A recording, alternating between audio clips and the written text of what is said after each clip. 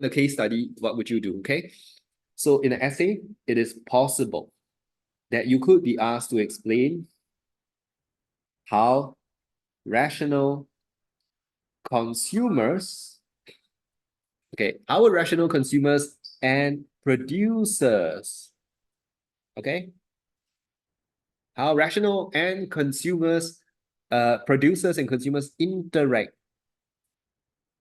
to guide resource allocation. Resource allocation in a free market. 10 marks.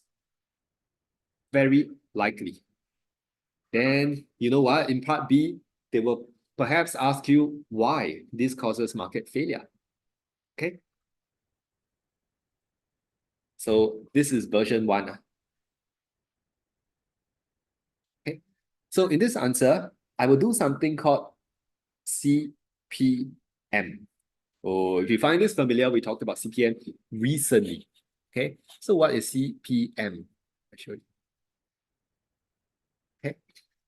So in CPM, I will start with consumers. Okay? They make rational decisions by equating marginal cost and marginal benefit. Okay. And you give an example. You could say, e.g., in the market for chicken rice.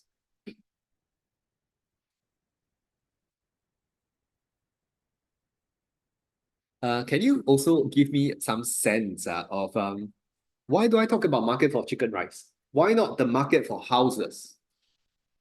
Or the market for cars? Why chicken rice? If you say duck rice, fishball noodles is okay, but specifically, why not a house? It goes back to what M stands for when I say marginal cost. Marginal benefit. Whenever you use this marginalist principle, you will start talking about an additional unit. In this context of Singapore or in the real world, how many people actually think of MC and MB and decide I'm going to buy 5 houses? My equilibrium is 5 or 10 cars. It's not the case, right? Usually when it comes to buying a car or a house, it's a once-off decision. You follow that? So that's a once-off decision, but here I prefer to talk about incremental, marginal decisions. So choose your examples correctly.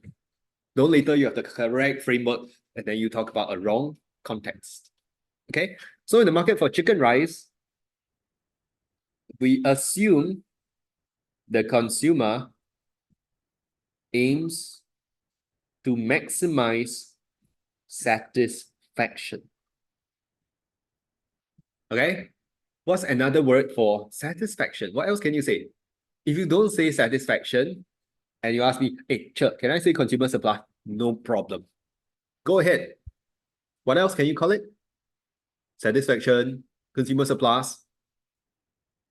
I can call it net benefit as well. Net benefit. It's okay as well. Okay? So net benefit. So assume the consumer aims to maximize all these things. Then you define MC is the addition to total cost from buying one more plate of chicken rice, which, by the way, is the price of chicken rice. You agree? To the consumer, the price or the cost of one more plate is basically MC. Okay. And B is the additional satisfaction. No need to elaborate too much. Oh, the tenderness of the chicken. No need. Just say additional satisfaction from consuming one more plate.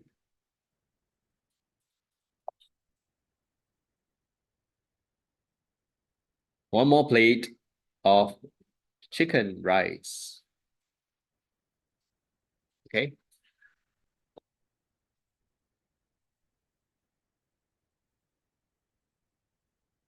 Not all, that's not all, okay? You have to